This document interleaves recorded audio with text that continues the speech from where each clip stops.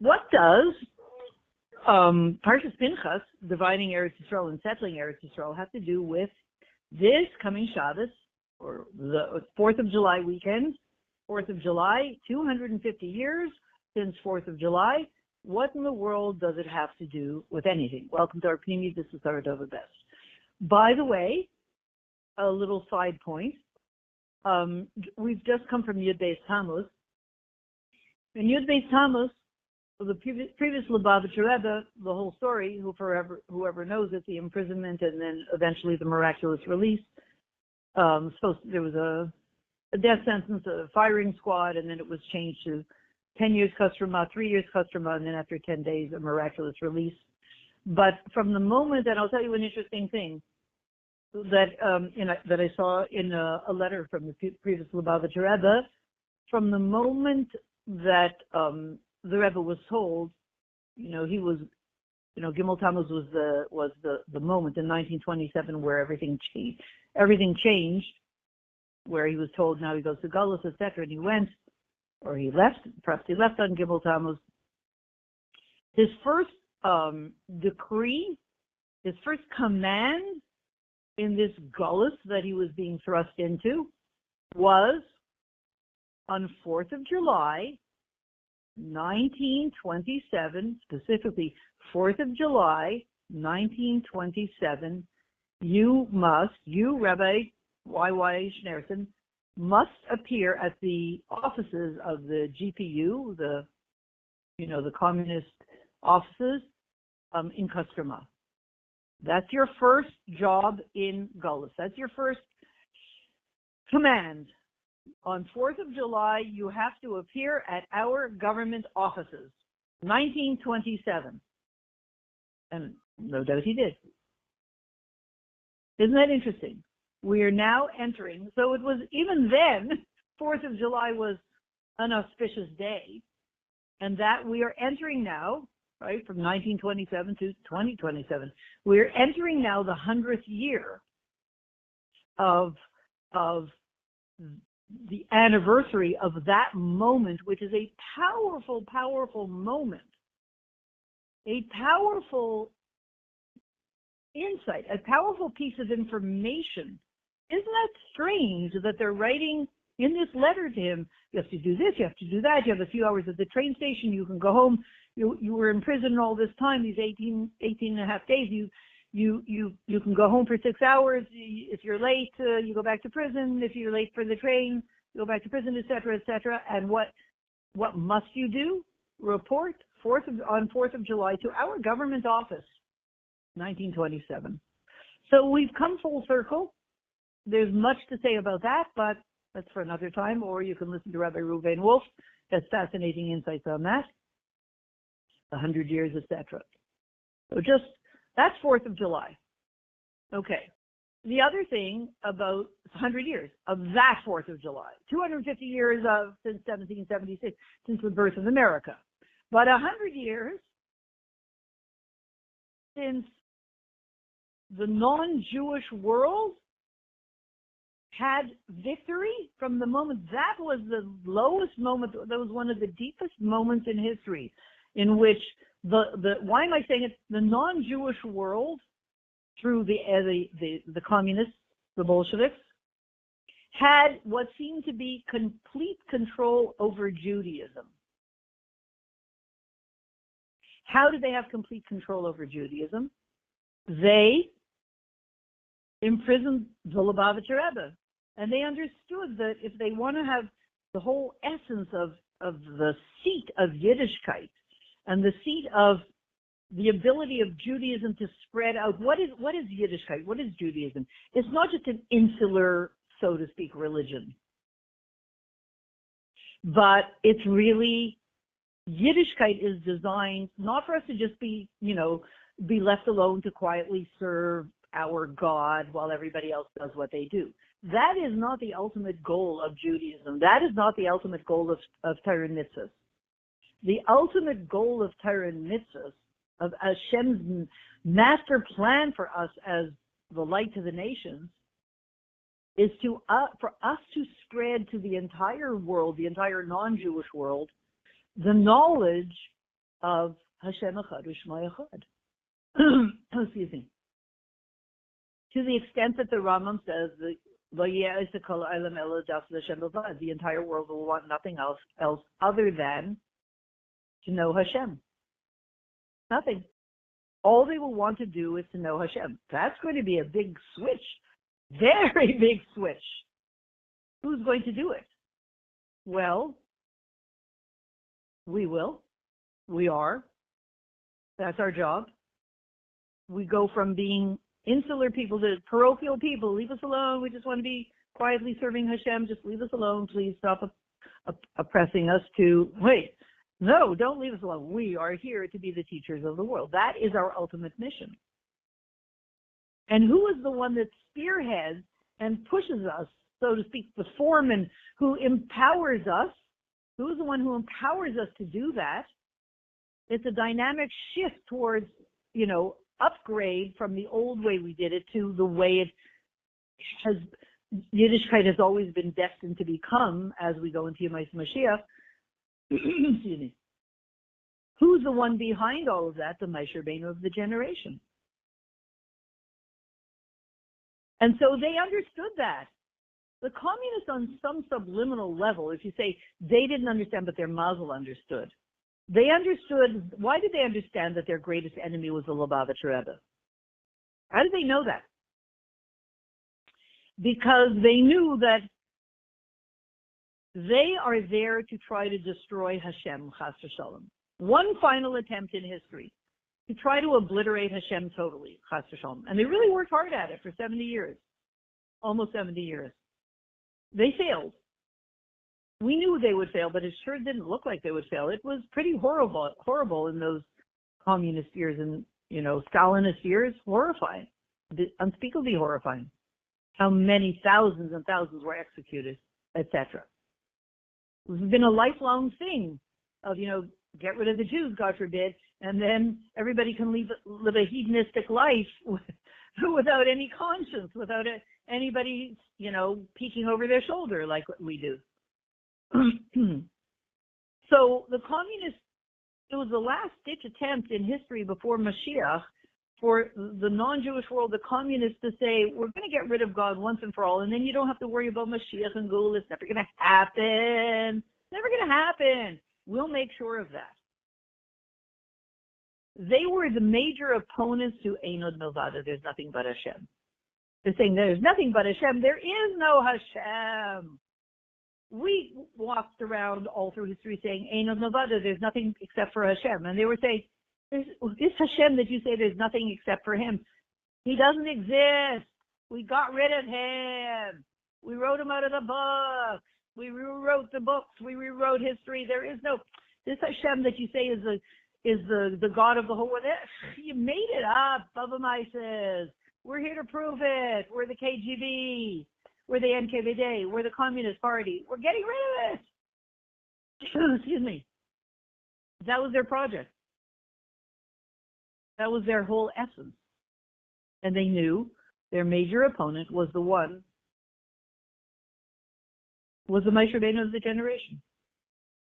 At that point, 1927, the previous Lubavitcher Rebbe, Rabbi Yosef Yitzchak Shterson. They knew as long as he's in this world, they will not succeed. They knew that on some unconscious level. As long as he's around and there are people that he's training, the communists knew they would never succeed. So they needed to get rid of him.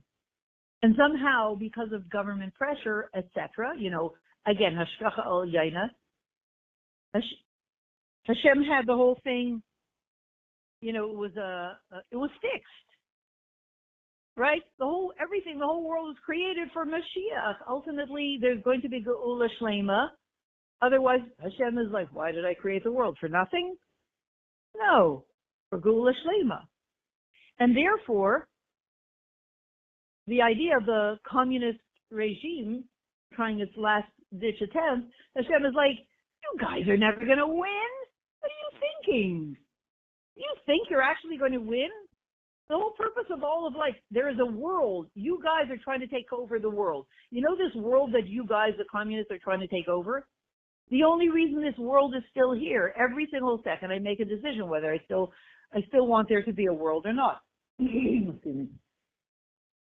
So if there's a world that you're trying to control, it's only because I'm deciding that it should be here. And Hashem says, and I decided that the only reason I want to keep making the world again and again and again and again is for Mashiach and Geula, so that there should be a Geula Shlema, and Mashiach should come and there should be a Geula Shlema. Otherwise, we're done. We don't need a world anymore. We don't need you, the communists. We don't need you to fight against the world because it'll be easier. Hey, you communists, you don't need to fight against the world.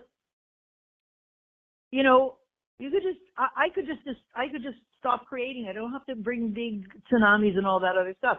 Says Hashem, I could just for one split second, as the Baal Shem Tov says, stop creating it. And there we go, we're done. And then we don't need the communists to fight, to fight me. That's it. But Hashem says that I don't give up. I have a master plan, a dream. Mashiach, Geula, Beis HaMikdash Shlishi. This is it. This is the real thing. And I don't give up ever, says Hashem.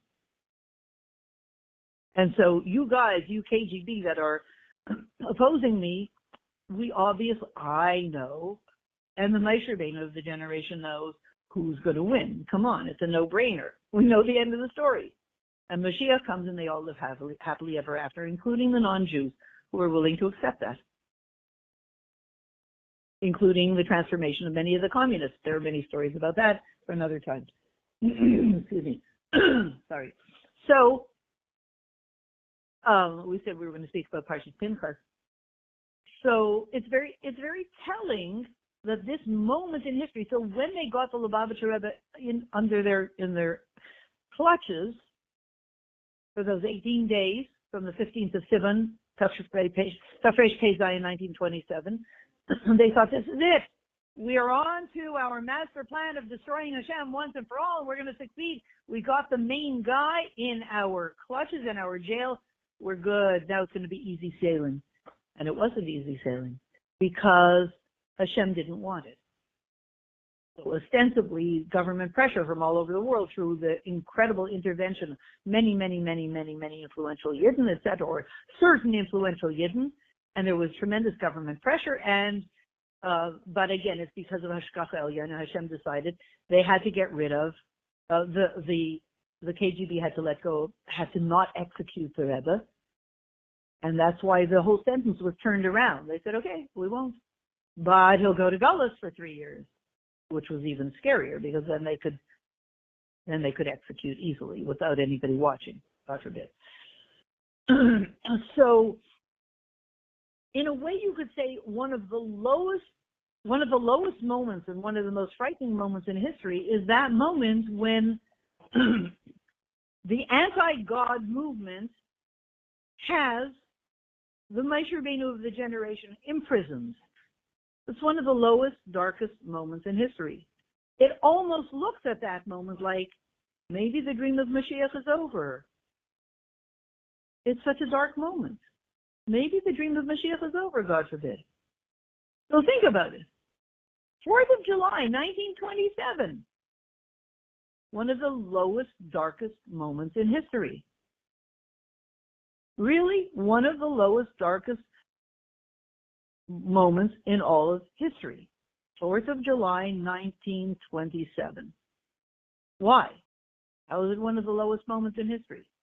The Moshe Rabbeinu of the generation is commanded by those who oppose Hashem himself to appear at the government office and to show his subservience to the anti-Hashem, anti-God government. And that was not just a practical thing. That was the minute that after Gimel Tammuz, the Frierdiker Rebbe was on the train and went to Gullus and arrived in his Gullus in Kostroma, he was told, and now you show that God himself through you is subservient to those who hate God. That's what right? That's what that move was. You, right? In other words, the Moshe Rabbeinu of the generation stands for Hashem Echad U'Shmo Echad, is told you become subservient You go to and it's a government thing. You appear at the government office on 4th of July, and thereby you declare your subservience to the real powers, those who oppose Hashem, the communists. Unbelievable. That's one of the darkest moments in history. Isn't that interesting? One of the darkest moments in history. It looks like at that second, the communists won. Those who oppose Hashem, it says, Rebbe Rashab said in, was it 1902? When he said the name of some Mimim, etc., by Hakafas, on 7th Hakafa, on Simchas Torah, he said, there will be 100 years of opposition. 50 years of those who oppose the Hashem, the footsteps of Hashem. 50 years.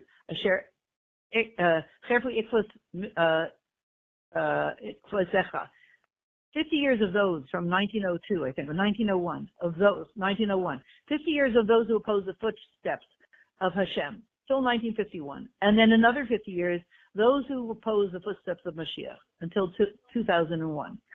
Go through the dates and see what happened on all those dates. Fascinating. Okay. We were supposed to speak about Parshas Pinchas, I guess, Hashem. Here's another idea. Okay. So we could agree, if we look at it, how low this moment of 4th of July, 1927 was. It almost looked like the enemies of Hashem have been victorious. It was the 4th of July then, 100 years ago, going on to 100 years, was a moment that declared, ha, look at this moment. The Moshe Rabbeinu of the generation has to appear at the government offices. The anti-Hashem government. Those who oppose Hashem have been victorious. They won. Those who stand for Hashem Echad U'Shmo Echad, they lost. Once and for all, it's done. Like Crabby Appleton, rotten to the core. It's done. The opponents of Hashem have won. Forget about Mashiach and Geula. We won! 4th of July, 1927. And here we are. 4th of July, 2026. Entering the 100th year. Going into 100. All of the understandings of what is 100, it's a massive upgrade in everything. You know, it says about a person, 10 years old, 20, 30, 40, all the things. When he's 80, it's a sign of special strength. When he's 90, it's a certain, aging. And when he's 100, Me'ashanu batal min ha'olam. At 100, you're out of the world. Out of the world means the concealment is off. Batal min ha'olam. Not just he leaves the person at 100, he passes away and leaves the world. It also means he leaves behind the concealment. No lies, no nonsense anymore. Like, come on, now we know the truth. At 100 years old, now you know the truth. You can't pull the wool over my eyes. At 100, you cannot pull the wool over the eyes of the world anymore. It's that we've reached 100. Batal min ha'olam. 4th of July, 1927 to 4th of July, on the way to 2027. Batal min ha'olam, 100th year. The concealment is off. Those who oppose Hashem, it's off. Forget about it. Mashiach becomes victorious. Hashem is victorious. Hashem Echad U'Shmo Echad. That's the moment. Okay. So to tie it up with Parshas Pinchas, there's much to say. I won't say it in this particular recording. Let's just say this recording is all about 4th of July, 1927. 100 years since that 4th of July. And Parshas Pinchas, well, Ach B'Gar L'Chalek Hazar. Parshas Pinchas, the whole world, Machta Eretz Yisrael. Parshas Pinchas is in this very place here, in this place of like this low world where we are. And in America, there's much to say in the next recording. In America, It's kind of one of those oppositional places. Like, don't talk to me about God. Just talk to me about myself. In such a place,